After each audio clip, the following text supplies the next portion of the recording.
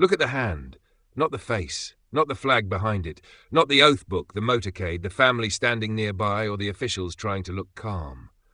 Look at the hand. In the first month after power changes hands, the cameras usually know where to point.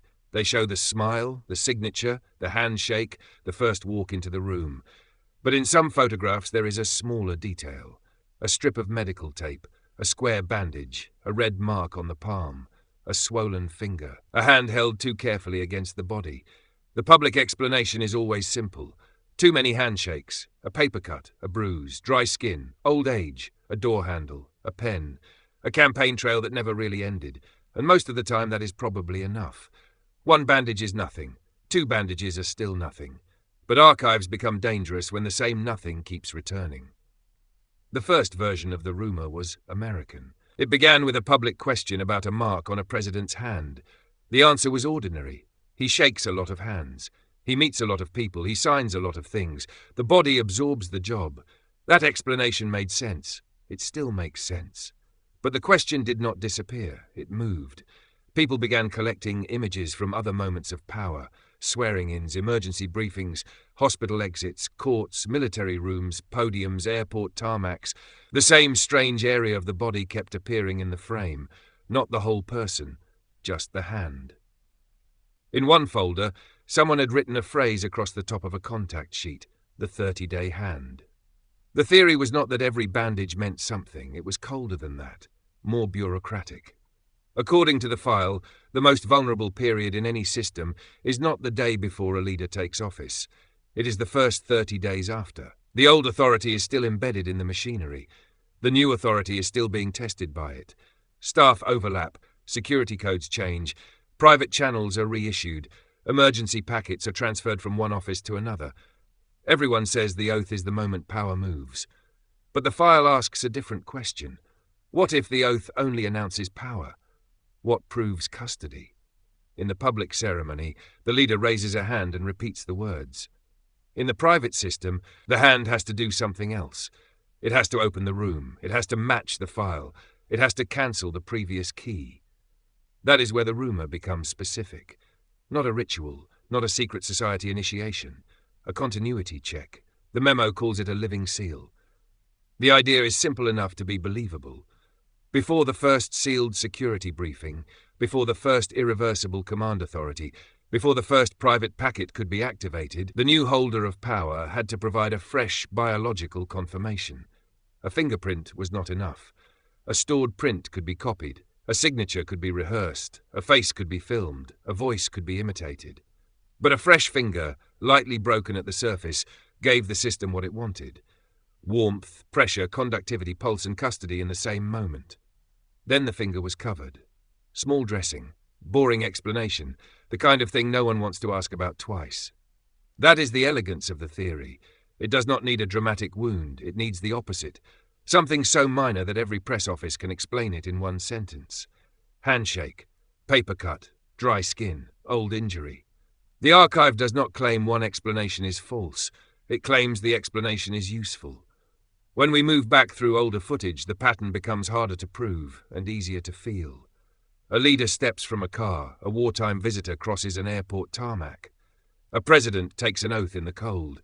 A statesman shakes hands in front of cameras. Decades later, another leader stands in the soft color bleed of early television. Sometimes there is no visible bandage at all. So the file does not ask us to pretend there is one. It does something more careful. It places the public image beside the missing close-up, the ceremony, then the handshake, then the dressing, the oath, then the intake card. By the 1960s, the archive language changes. It stops talking about loyalty and starts talking about access. One memo describes the hand as the final physical credential. Another says authority may transfer before custody completes. A third line is almost completely blacked out, except for 4 words. Old hand remains active. That is the sentence that changes the story. Because if the protocol existed, the bandage was not there to prove that the new leader joined something. It was there to prove that the previous leader had been locked out. Power did not begin when the new hand opened the system. Power began when the old hand stopped working. Then the rumor widens. At first it belongs to governments. Presidents, prime ministers, military councils, emergency rooms, oath books, diplomatic tables. But after the 1990s, the same language starts appearing around companies. Not countries. Companies. Founder keys, server rooms, private satellites, encrypted board packets, AI labs, payment systems, biometric vaults, the kind of infrastructure that is not elected, but still controls what people can see, buy, say, store, and remember. In that version, the 30-day hand becomes the founder hand.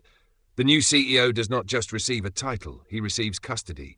A board vote changes the paperwork, but a living key changes the system. Again, there is no need for a dramatic mark. A tiny band-aid on a finger is enough. A wrapped thumb. A hand held out of frame. A small dressing visible during a product launch. A deposition. A conference. An apology video. A security briefing. This is where the rumor becomes almost impossible to contain, because it stops being about leaders and starts being about famous hands. The internet can move from Zuckerberg to Kim Kardashian, from Jimmy Fallon to Messi, from a footballer with a wrapped hand to a fighter taping her fingers, from a chef cutting himself on television to an actor waving on a red carpet. None of these images prove the same system. That is not the point. The point is that once people notice the mark begins to travel. It leaves politics and enters performance. It leaves the war room and enters the studio. It leaves the oath book and enters the stadium. The same small white shape appears on hands that sign contracts, hold microphones, shake fans, lift trophies, unlock phones, press biometric scanners, and sell versions of reality back to the public. The boring explanations multiply. Training tape, ring injury, kitchen accident, stunt injury, red carpet mishap, too many autographs, too many handshakes, too many people wanting a piece of the same hand. And maybe that is all it is. Maybe the human hand is simply the most overused instrument in public life. Leaders shake with it. Athletes rap it. Performers gesture with it. Founders unlock rooms with it. Celebrities display it. Cameras catch it because hands are always doing the work while faces perform the story. That explanation is reasonable. But the file keeps returning to one uncomfortable detail. Why is the mark so often easy to explain? Not hidden. Not denied, not serious enough to become a scandal, just visible enough to be noticed and ordinary enough to be dismissed. The best cover is not darkness. The best cover is a thing everyone has seen before. A small bandage on a finger, a red mark on a palm, a strip of tape before a match, a wrapped hand during an interview. The viewer supplies the explanation before the spokesman has to. The last page of the file is not a memo. It is a checklist. No letterhead, no author. Just 12 lines typed unevenly as if copied from something older. Public oath completed. Private custody room cleared. Old credentials suspended. New contact verified. Pulse accepted. Conductivity accepted. Transfer photograph logged. Dressing applied. Public explanation prepared. 30-day observation begins. The final 2 lines are missing. Only the indentation remains. That is usually where stories like this try to give you an answer. A name, a room, a document that proves everything. This one does not.